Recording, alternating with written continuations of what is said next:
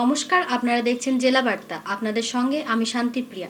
জেলা স্তরের খাদি মেলার উদ্বোধন। পশ্চিমবঙ্গ খাদি এবং গ্রামীণ শিল্প পরিষদের উদ্যোগে বাঁকুড়ায় বাঁকুড়া জেলা খাদি মেলার উদ্বোধন করা হয়। 105টি সংস্থার 145 জন শিল্পীর উপস্থিতি।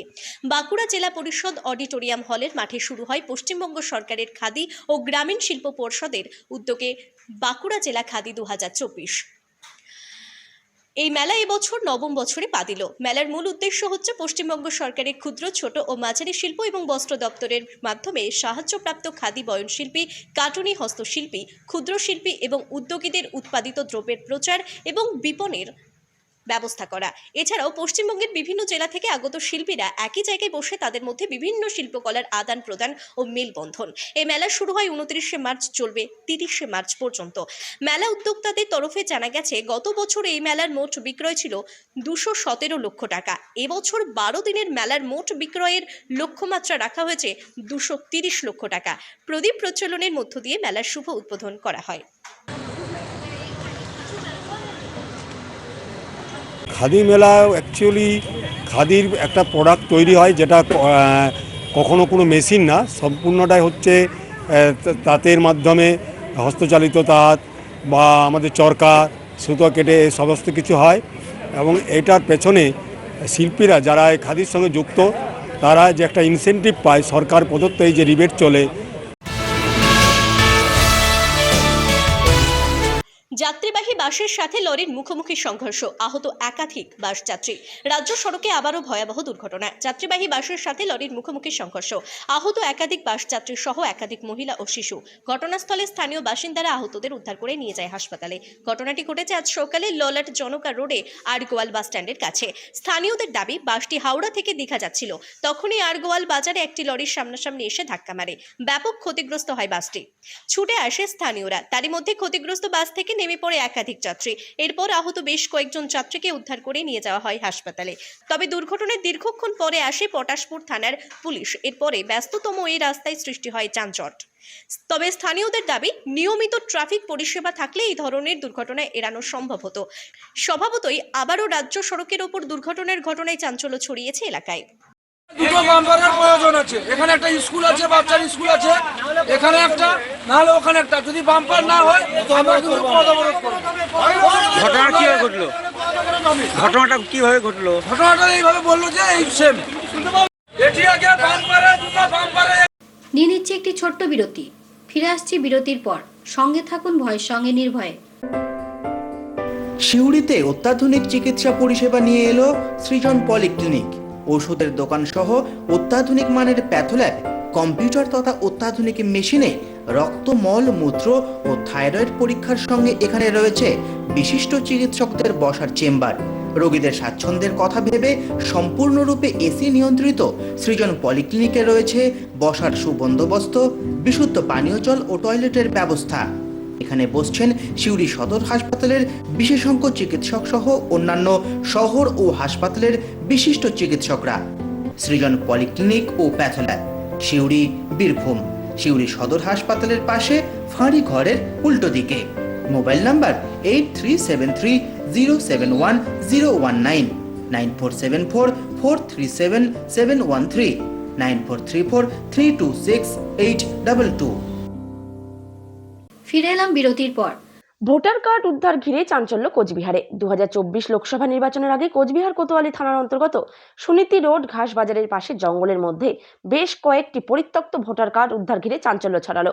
স্থানীয় বাসিন্দা রাজেশ চক্রবর্তী একটি সাপ দেখতে এসে ভোটার কার্ডগুলি দেখতে পায় এবং আশপাশকার বাসিন্দাদের অবগত করে। কোথা থেকে কিভাবে এই ভোটার কার্ডগুলি এখানে আসলো তা নিয়ে রীতিমতো ধোঁয়াশা সৃষ্টি হয়েছে। বেশিরভাগ ভোটার কার্ড কোচবিহারের কোতোয়ালি থানার অন্তর্গত ব্যক্তিদের।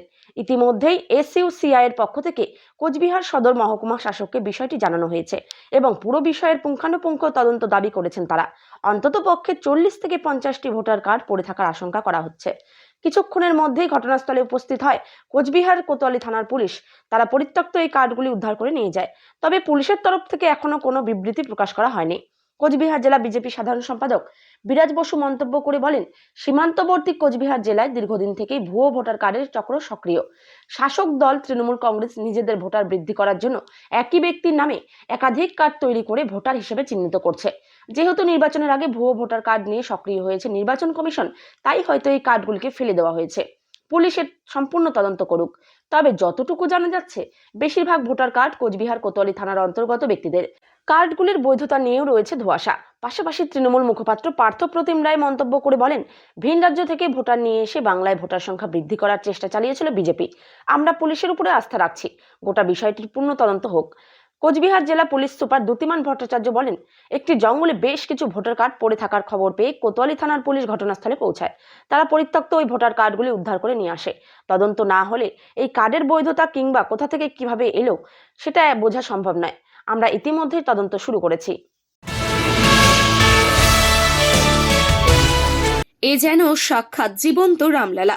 রামলালার আবাহন আসানসোলের বুকে। মেকআপের জাদুতে রামলালাকে জীবন্ত করে তুলেছেন শিল্পী। শিল্পীর এই হাতের কাজ মুহূর্তের মধ্যেই চমকে দেবে আপনাকে। প্রথম দেখায় মনে হবে অযোধ্যা থেকে রামলালার মূর্তি তুলে আনা হয়েছে শহরের বুকে। শহরে অবস্থিত একটি স্টুডিওতে বসে এমনই কাণ্ড ঘটিয়ে ফেলেছেন মেকআপ শিল্পী রবি কুণ্ডু। একটি শিশুকে নিয়ে তিনি সাজিয়ে তুলেছেন রামলালার মূর্তির আদলে। তবে রামলালার মূর্তি তৈরি করতে তাকে যথেষ্টই পরিশ্রম করতে হয়েছে গবেষণা। তারপর হুবহু রামলালার মূর্তির আদলে তিনি সাজিয়ে তুলেছেন একটি শিশুকে।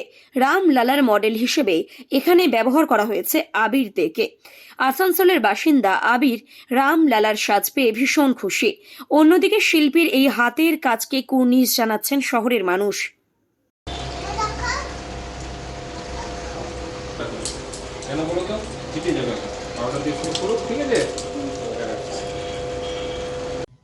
আপনাদের যে প্রজেক্ট, এটা কতদিন ধরে চলছে? স্টুডিও কিভাবে সামলাচ্ছেন একটু যদি বিস্তারিতভাবে বলুন। আমাদের প্রজেক্ট বলতে এই রামের যে প্রজেক্টটা যেটা বলছেন, যদি আজকের যে এটা project। আজকের যে প্রজেক্টটা, তো এটা মোটামুটি আমাদের এক মাস থেকে চলছে। মনে ধারণা এসেছিল যে একটা যখন ট্রেন্ডিং এটাই চলছে, তো আমরা একটা রামলালার একটা ছোট্ট লুক যদি দিতে পারি সবার কাছে, সবার একটু ভালো লাগবে। তো তার জন্য এই লুকটা আজকে নিয়ে এসেছি। এই প্রস্তুতি আপনাদের এক মাস ধরে চলছে? হ্যাঁ, এক মাস ধরে। এর প্রত্যেকটা জিনিস হাতে বানানো, ঠিক আছে? এর যা দেখতে পাচ্ছেন, এই অর্নামেন্টস থেকে ড্রেসের যা যা আছে সবকিছুই আমাদের হাতে বানানো। তো এর আগেও আপনারা এই প্রজেক্ট করে এসেছেন আমরা এতদিন এরকম ধরে? হ্যাঁ, এরকম প্রজেক্ট আমরা অনেক কিছু করেছি। তো আমাদের নিজেদের ফেসবুক পেজ আছে, রুবি কুণ্ডু, আশিস কুণ্ডু। তো সেখানে আপনারা সবকিছু পেয়ে যাবেন। রাধা কৃষ্ণের suit, Durga suit, Saraswati suit, এরকম টাইপের অনেক কিছু স্যুট আমাদের আছে।